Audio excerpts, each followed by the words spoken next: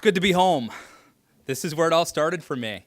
And, you know, they always say, dance with the one that brung you. I'm so happy to be here to help inaugurate this book, which is still new, here at the Leadership Institute.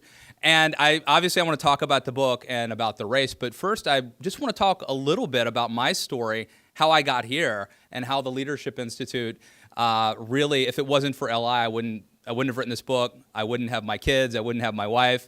It could be a sad story, actually. If it wasn't for LI, it changed my life. So I graduated from college, and I was working as a manager at a fast food restaurant. True story. And I met this guy named Alex Mooney, who was your speaker last month at the Wake Up Breakfast. It's a small world. And I ended up, I wanted to volunteer for him.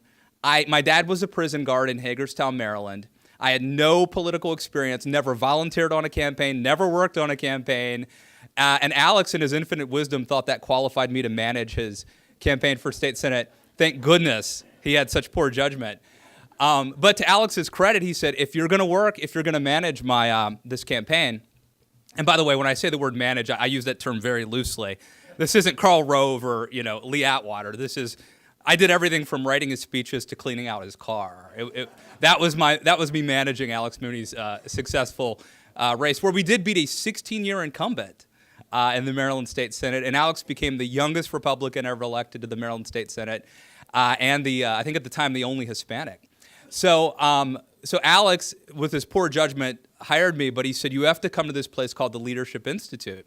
And I ended up coming. The first thing I ever did was a Wednesday wake-up breakfast. And then I started taking classes, and I got hooked.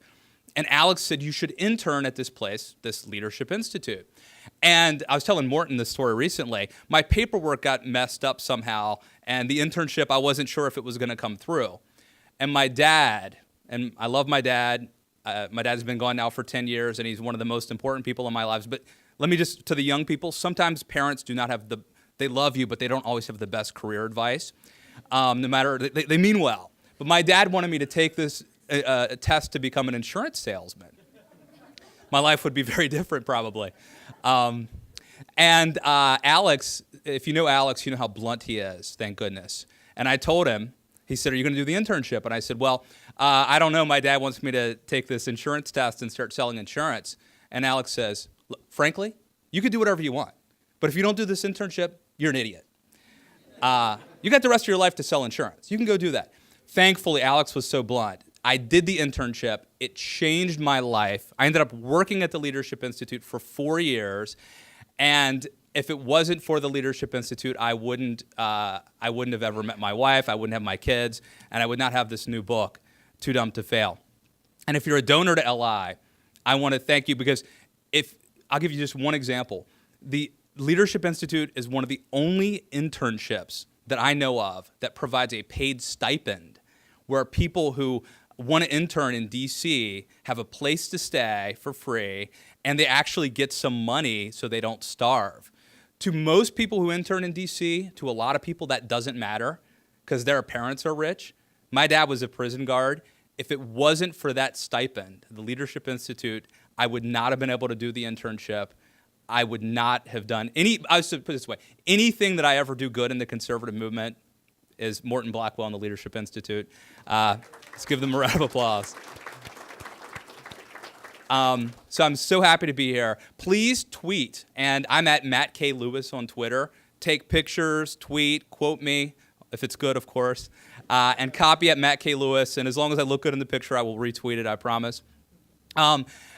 I'm going to be here to talk about this book, and I have to say it's a little challenging. It's called Too Dumb to Fail, and as a conservative, this was a scary book for me to write because it's introspective. It looks at the Republican Party and the conservative movement, and if I had written a book called Why Barack Obama Hates America, I can guarantee you it would have probably made the bestsellers list immediately, and I would have been welcomed by every conservative in America, and I would have been on all the shows, as Donald Trump says.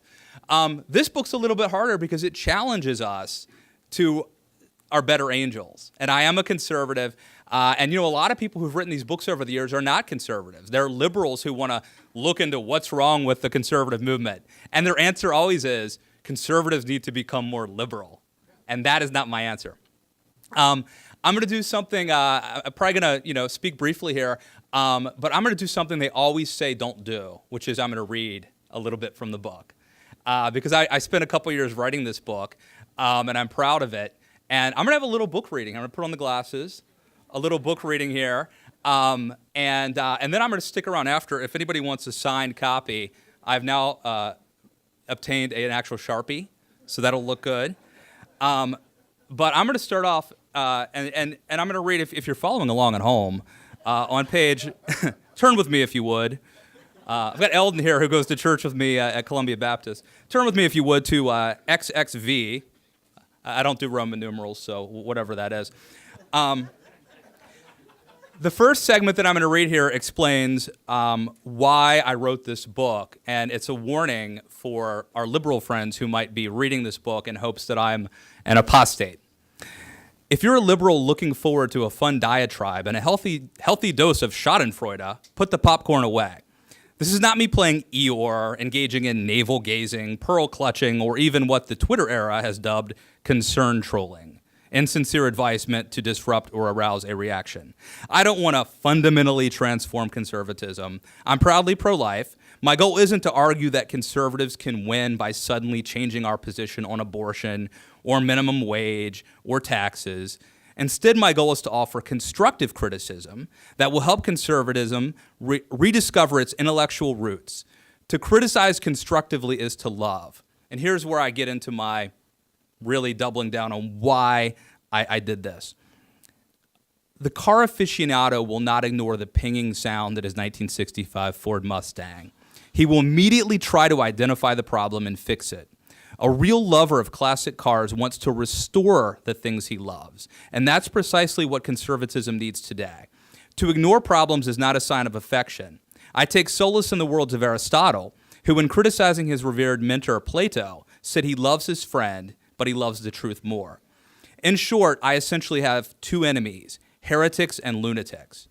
Heretics are those people who think the only way conservatives can win is by becoming more liberal. Lunatics are those people who are hoarding Confederate flags and worried about black helicopters. This book rejects both ends of that spectrum. So that tells you a little bit about why I wrote this book and the delicate balance that I'm trying to achieve here, which is to take a look under the hood of conservatism. By the way, let me just say, the left has a lot of problems too, right? I could have easily written a book about all the things wrong with liberals, but to us that's obvious. That I could be here all day talking about why the left is wrong. I wanted to write a book about something I actually love, conservatism. And I do see some problems out there. This is me editorializing here. You may not agree with me. I'm okay with that. Donald Trump fans happen in the best of families. I myself have loved ones who are Donald Trump fans, so if that's you, I'm okay with that. But in my opinion, I see that as a turn away from the kind of conservatism that I believe in and that I think can win the future, and a turn toward a more nativist, nationalist populism that I think is the wrong direction. So that's part of the reason I wrote the book. By the way, talk about luck. When I started writing this book, Donald Trump wasn't even running for office. It's almost like I built Donald Trump in my basement to sell books. It was like if Donald Trump didn't exist, I would have to invent him, just for book sales alone. Thank you. Donald Trump is huge.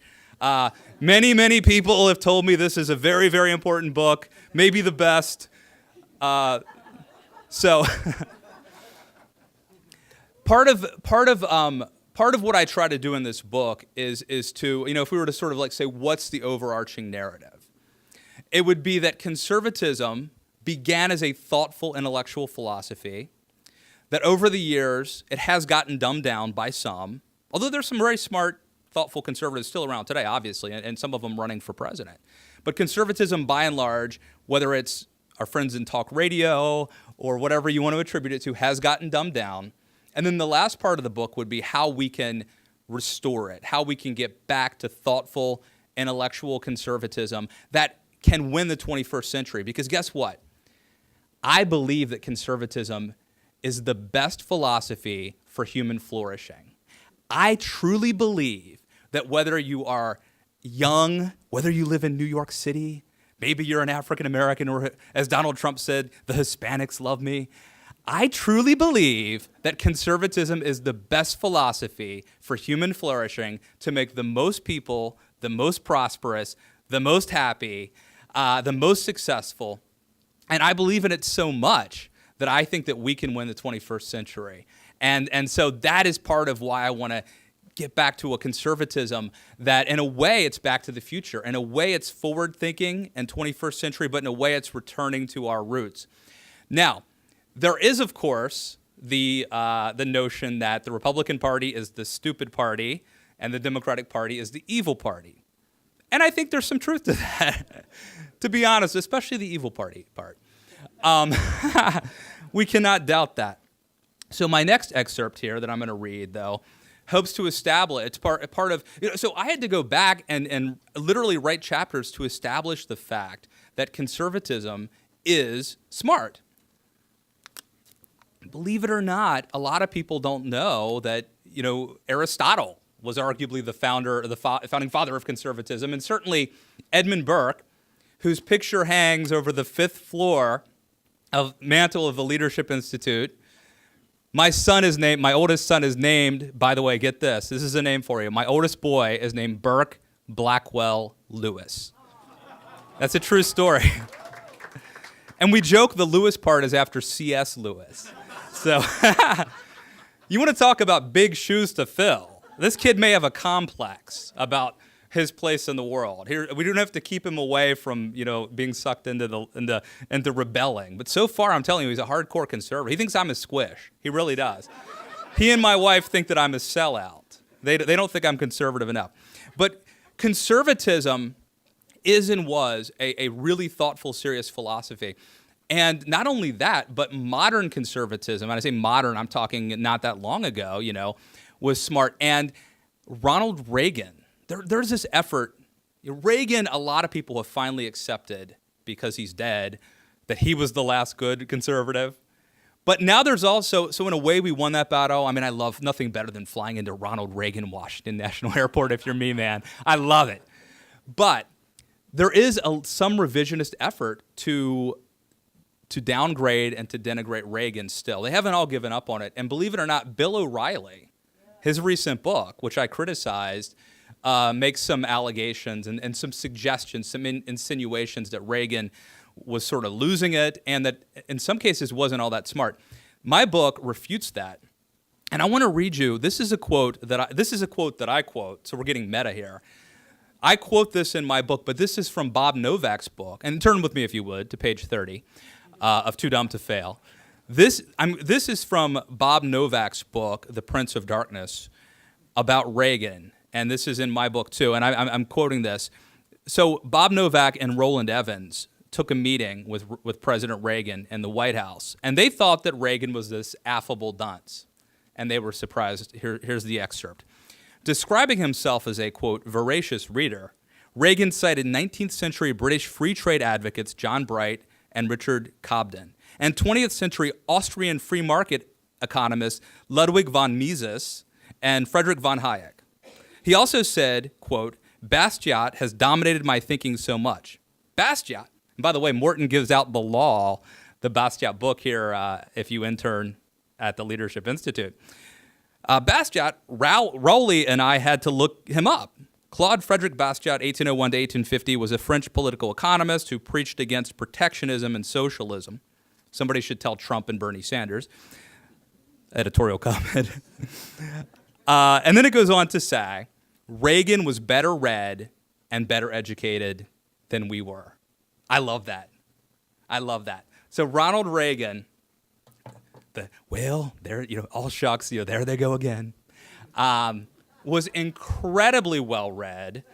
And here you have Robert Novak, this really prestigious journalist who'd been around Washington. I think he covered JFK or Johnson originally. For decades, one of the most influential columnists in America, who goes in thinking that he knows more about economics, and he discovers that Ronald Reagan was incredibly well read.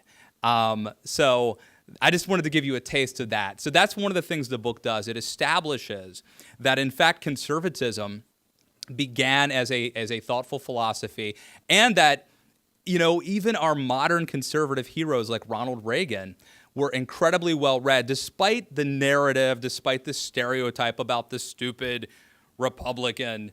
Now, interestingly, I go into the book that a lot of politicians, including Reagan, actually helped reinforce this stereotype by, remember George W. Bush liked to be misunderestimated. So in a way, they liked to play that up, and maybe that did us some harm in the long run in terms of our image. But it's hard to argue with. It's hard for me to argue with the guy who won the Cold War, and to tell the guy that that he did anything wrong. So I'm going to give President Reagan a pass. Incredibly smart. So now I'm going to fast forward, and I think we'll probably have time for a few questions. I've got two more little reading excerpts ahead. I do want to talk about the challenge that we face, because the truth is, and here's where I become unpopular. I'm sorry. Everybody likes to hear good news. But the truth is, Republicans, and by the way, LI is a nonprofit, nonpartisan political training, 501c3. But if you're a Republican, Republicans have lost the popular vote in 5 out of the last 6 presidential elections. Republicans have gotten pretty good at winning, really good at winning statewide elections, midterm elections, not so good at electing presidents. And I believe, I hinted at this earlier, but I believe that it is important to accept that there are some demographic challenges confronting conservatives and Republicans. And there are a lot of people out there who want you to ignore that, who want you to pretend that there are just all these evangelicals who just stayed home, or there's all these working class white conservatives who just didn't turn out for Mitt Romney. Some of that's true. I'm sure there are some. But the truth is that Republicans could even lose Texas in 25 years if they don't, whites in Texas, if all you're counting on is working class whites in Texas, not going to be enough in a couple years in Texas. And guess what happens to that electoral map if Republicans start out losing California and Texas? It's game over. If you would turn with me to page 161, the least popular part of my of my talk today will be what we call a come to Jesus session of our breakfast this morning. On page 161, I have documented, I probably won't read all of this, this great news, but here's some problems. Number one, problems if you're a Republican who's counting on the status quo, I would say. The white share of the electorate is declining. In 2012, Mitt Romney won whites by the same margin Ronald Reagan did in 1980.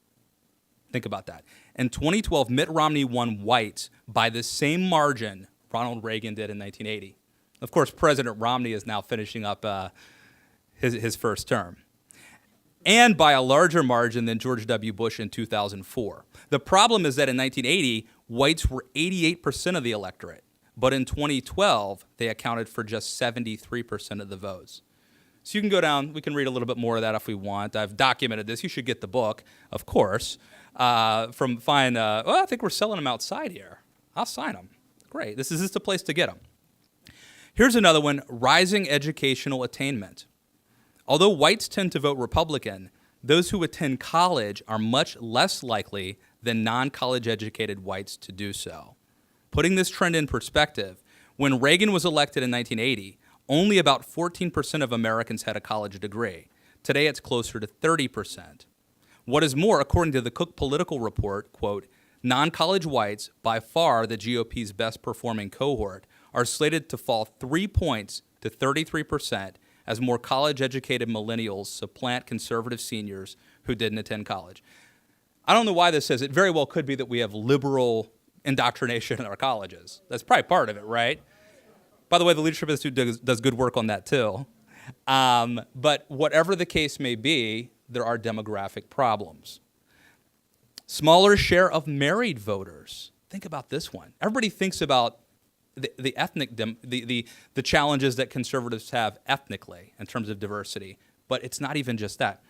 A smaller share of married voters. Unmarried Americans, especially unmarried women, are much less likely to vote Republican. Marriage rates continue to decline, and people are waiting longer to get married. For women, the median age is now over 25. For men, it's nearly 28, according to the U.S. Census Bureau. When Reagan was elected, about 70% of eligible voters were married. Today, the percentage of married and unmarried eligible voters is about 50-50. If you're married, you're much more likely. So let's get married. Let's encourage marriage. That might be a good step. Homeownership's probably good. Getting married's probably good for us. But this is the trend. This is the trend. Fewer rural voters. Michael Dukakis won more counties in 1988 than Barack Obama did in 2012. Pretty amazing. And to top it all off, Republican voters are dying at a faster rate. That hardly seems fair. I won't depress you anymore.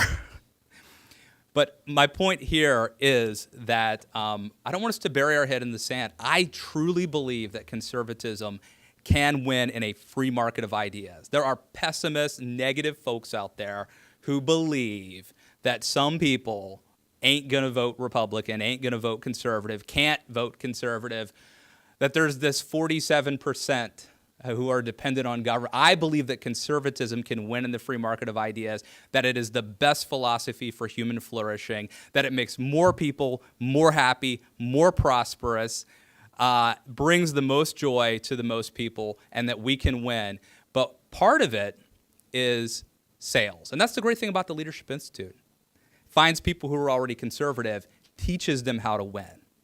And that's why in my book I talk about what I call modernize, don't moderate. My recipe, and you have to read the book to get my solution for how to fix this, but it's not to become more liberal. In fact, that's the wrong way. It's part of my problem with Donald Trump, actually. You know that Trump is actually advocating some liberal positions like protectionism. And you know that liberals like Trump, if you look at the crosstabs in the polls, the more moderate you are, the more liberal you are, the more secular you are, the more likely you are to vote for Donald Trump. So I'm rejecting that, full disclosure. So now that I have you depressed, I'm going to finish on a high note. And then do we have time for some questions? If we have time, I'll throw it open to a few questions. But I do want to finish on a high note because I believe America has a bright dawn ahead. And I'm an optimistic conservative. So this is from page 209. The final part of my reading. They say never read to people in a speech. I've utterly broken those. I don't follow those rules. I'm going rogue, as they say. This is me going rogue here. Page 209. Now the good news, despite all the serious problems laid out in this book, Democrats are also being asked to do something that is very hard to do, and that is to win a third consecutive presidential election. The last time this happened was 1988, when George H.W. Bush was essentially awarded Reagan's third term. It's also important to recognize that even though the trends all look disastrous, things can change, and fast. Just as past predictions about the GOP becoming a permanent governing majority, remember that? Just as those predictions turned out to be laughable, notions that the conservative movement is dead might also turn out to be absurd. It's entirely possible that in 2017, Republicans will control the presidency, the House, and the Senate. I'm not predicting that, but it's well within the realm of possibility. To paraphrase Reagan, we aren't automatically victims of some fate that will befall us no matter what we do. A political party is never more than one generation from extinction or rebirth. It's our responsibility to seize the mantle, to make the hard choices. Conservatives must be proactive to ensure these demographic trends do not become destiny. The solution is not to water down the brand with, to paraphrase Reagan one more time, pastels instead of bold colors. The last thing we should do is betray conservatism's first principles or its base of supporters. On the other hand, conservatism must evolve if it is to survive and flourish in the 21st century. Thank you.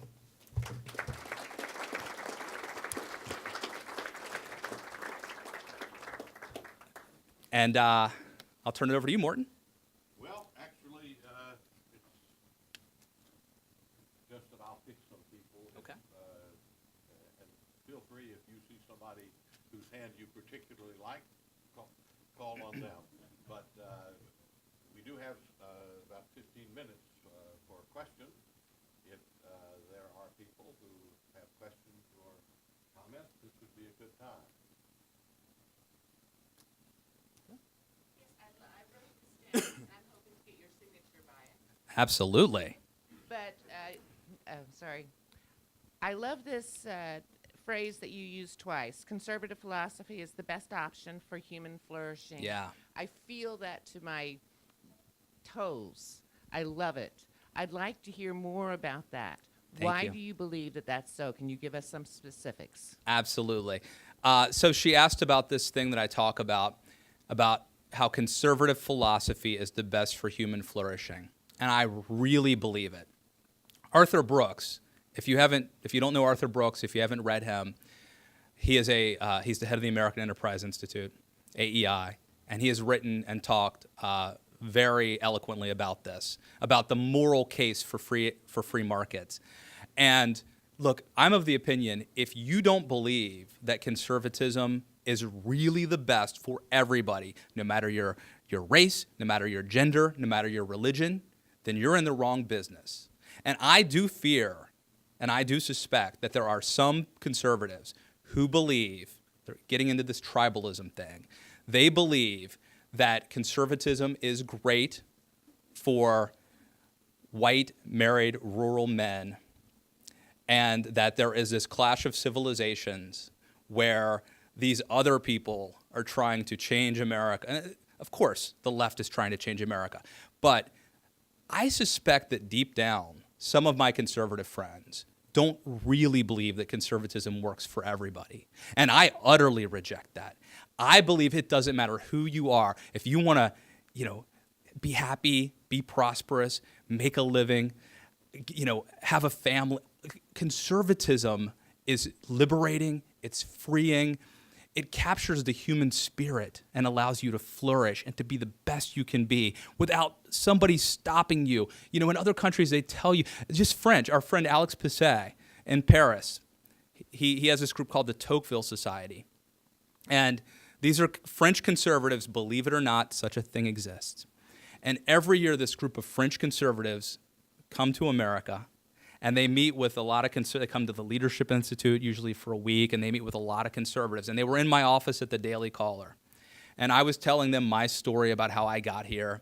And I was telling them that it took me to the age of 30 before I discovered my calling, that I was supposed to do journalism, and that I love politics, but that really I wasn't cut out to be a political operative. That wasn't really my calling. I was meant to write about it and be a journalist. And I was telling them, giving them this advice, and I said, these are 22, 23-year-olds, and I said to them, don't worry, if you don't know what you're meant to do, if you don't know your calling, and I believe in a calling, by the way, but if you don't know what that is, don't worry, because it took me to the age of 30 to discover what God had in store for me.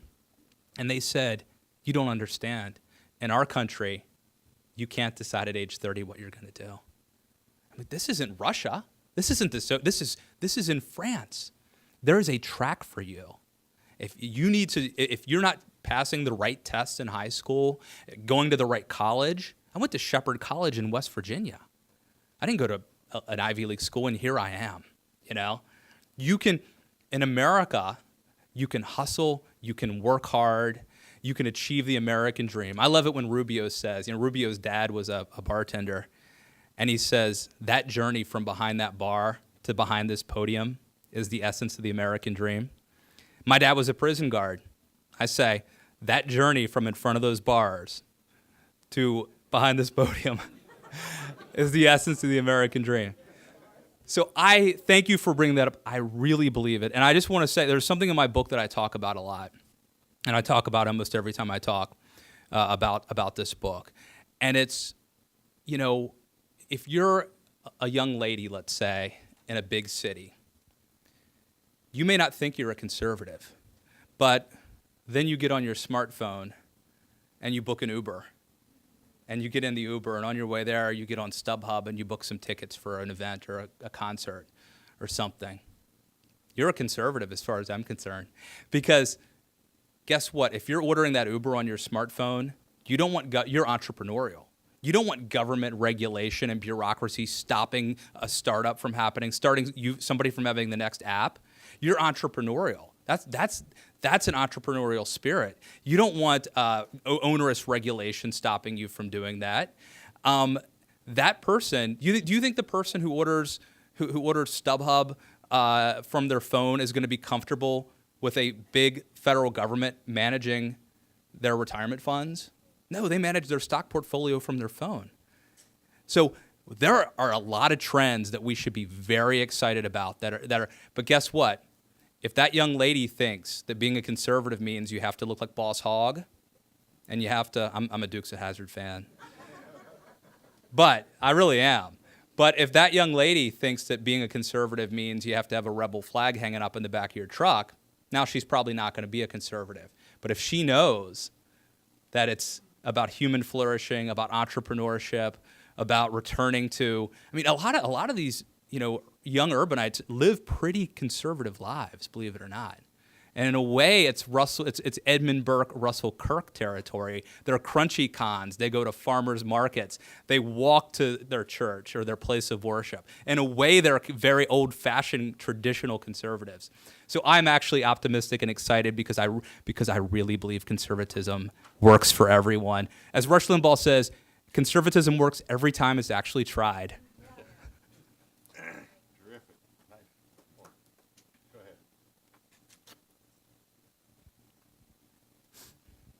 ahead. Every single one of the Republican candidates for the nomination says they're a conservative, and yet each one has a totally different take on it. Can you define what you mean as conservative? Well, that's a great question. I talk about this in the book. I go to great lengths actually writing about this in the book because it's actually kind of hard to define what a conservative is. And part of that's because there isn't a dogma per se of conservatism. If you read Russell Kirk's The Conservative Mind, which Morton gives out at the Leadership Institute, he has it was 7 or so, there's like a list of sort of conservative instincts or conservative values.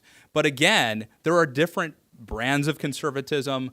Although I like the fact that William F. Buckley did famously help police the right, I think it's dangerous to get into a position of mass purges where you're not conservative enough or you're too libertarian or whatever. I don't engage in that.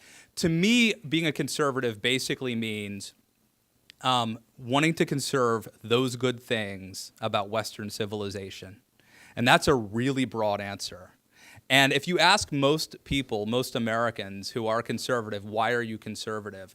They'll say things like, well, I'm patriotic, or I like low taxes, or I don't believe in abortion.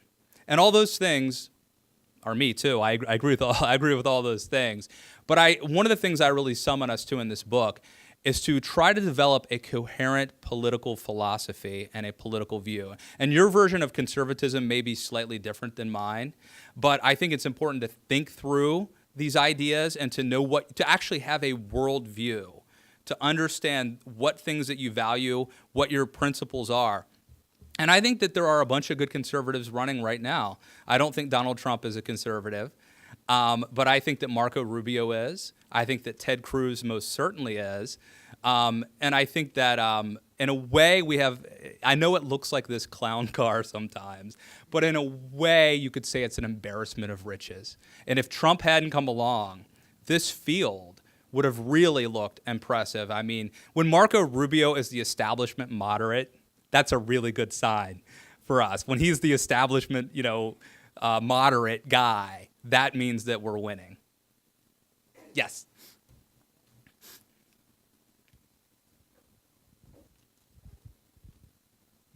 Thank you very much. Is this on? It's on. Oh, thank you. Okay. And yes, you on page 161, as you discussed the changing demographics in the United States and how the white American is dwindling in numbers. But I couldn't find in your index, but you mentioned nothing about immigration or illegal immigration. And I'm wondering also, regarding your comments about Trump, okay, despite the fact that he's not exactly our idea of a conservative, Right. What is something we should be taking note of is there are enormous number of people showing up at his events. Whoever it is, he sure is drawing the numbers. And his 3 main issues are illegal immigration, national security, and jobs. And those three things seem to be touching this broad base that is showing up at his events. So he's not an elegant conservative Armenian at all, but he seems to be touching something. And he's sometimes also referred to as the blue-collar billionaire. Okay, so my concern is that there's a big part in your book that you overlooked with regards to immigration, and that the Hispanic vote, how much of it is legal or illegal, and maybe one of the first things we should consider doing is securing the border and putting a halt to immigration like we did in the 1920s, because it turned out in World War I, we found out that German Americans and Irish Americans who had not really been Americanized ended up supporting the enemy during World War I. This was a concern. Would you get to a question? Yes, so I mean, I think that is a big component regarding. Sure. Okay. No, I think I got it. That's good. Thank you. No, that's a great question. And I have 4 or 5 answers, which I'll squeeze together. So first, I would say I think you're right about Trump. He has clearly tapped into something, and it would be a mistake to, even though I disagree with a lot of Trump and Trumpism, it would be a mistake to dismiss the fact a lot of his supporters. In fact, as I said, some of my family members are count among them. And a lot of them are motivated by some, economic issues, the fact that we've had a president who's been inept for the last 7 years. We've got ISIS beheading Christians. It's understandable why people would want somebody who's going to get the job done and somebody who just he's going to go in there and kick butt, to paraphrase Sarah Palin. So I get Trump's appeal, and I think it would be a mistake for conservatives to just casually dismiss the Trumpan proletariat, as Jonah Goldberg has labeled them. It would be a mistake. You need to respect the fact that there are legitimate concerns driving. This is a phenomenon. These are real people who are really out there, and Republicans and conservatives are going to need them to be part of this coalition if they're going to win the 21st century. So I think that's true. In terms of the immigration issue, I do want to say that in this book, I really took great care not to get into any issue too much. And that's because I didn't want to get there are plenty of books who that say this is the 10-step, conservatives need to tackle entitlement reform and tax reform. I didn't want to get bogged down into policy discussions because really that's a larger argument that I'm making about how conservatism began as a thoughtful intellectual philosophy, how it got dumbed down, and then how we need to get it back. So I didn't want to get bogged down too much in any issue per se. I do want to say, I think that right now, I think universally all the Republican candidates that I've seen running are in agreement that we have to secure the border first. Then there are questions about legalization, about whether or not you should have a pathway to citizenship. And I think those are legitimate questions to have after we secure the border, which I think everyone, including Marco Rubio, is now adamantly saying. I do want to read, since you brought it up, though, I did write a little bit about immigration. Just a little bit, and I'm going to read from page 170, just a brief excerpt, because I think it addresses some of what you raised. This is page 170, number 2. It's called Appeal to Hispanics.